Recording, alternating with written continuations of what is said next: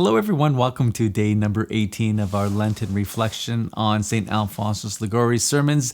So glad that you're here with us. Just a reminder to like and share this video and share it with those who you think might be interested. Today we're going to share what stood out to us in these readings and why, and I'm going to go first. It is well known that Saturday is dedicated by the Holy Church to Mary because, as St. Bernard says, on that day, the day after the death of her son, she remained constant in faith.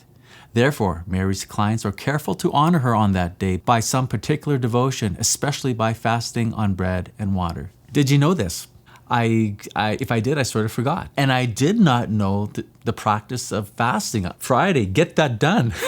But now we have another day to fast if we so choose.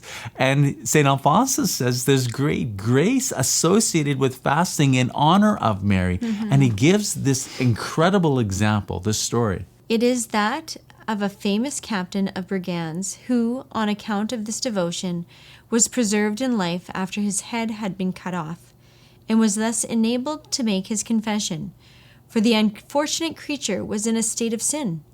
After confession, he declared that on account of this devotion, the Blessed Virgin had obtained for him so great a grace, and immediately expired. So was he like holding his head? His head was talking? Like, I wonder what that looked like. Sometimes I think people would hear such an account and think, that's gotta be myth, right? That could have never happened. You know, someone's head cut off, the guy's still alive and is able to make a confession and declare why? It seems out of this world, impossible. But is it? How much faith do we need to believe in something like this? Well, consider this. How much faith does it require for us to believe someone died and then 3 days later came back alive? And you might be thinking, well, who in the world would believe that? Every Christian is bound to believe that. Jesus Christ died. 3 days later, he rose again. Not only that, he ascended into heaven. Our faith is based upon a physical miracle. So we have to be careful to simply dismiss every story about miracles. Do we know this happened for sure? I don't know. But this is what I think. St. Alphonsus, he's a holy man. He's a saint. And he's a doctor of the church. He's a smart guy. And if he thought this story worth sharing, my opinion, it must be worth believing.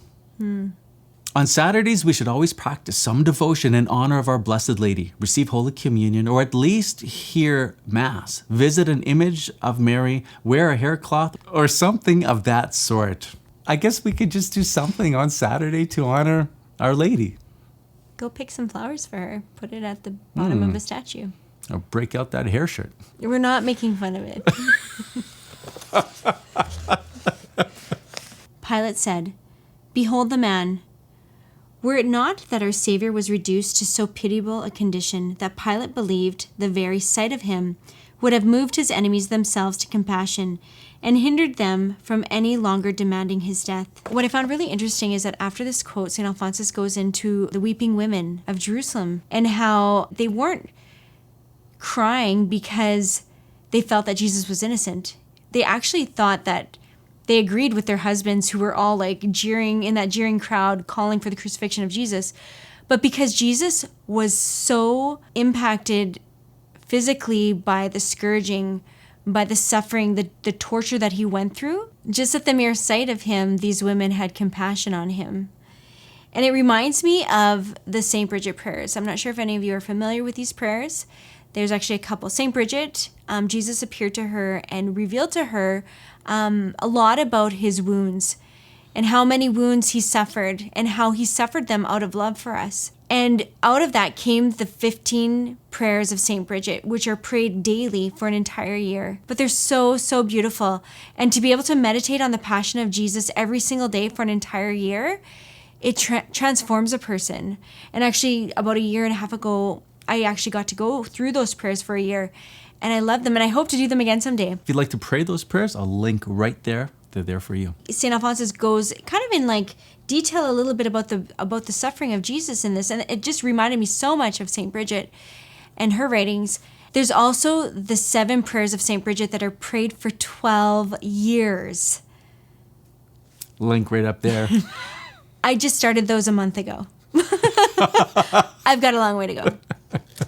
Jesus one day manifested himself under his scourging to Sister Victoria Angelini, and showing her his body, one mass of wounds, said to her, "These wounds, Victoria, every one of them, ask thee for love." If you'd like to pray along the rosary with us, the link will be right up there.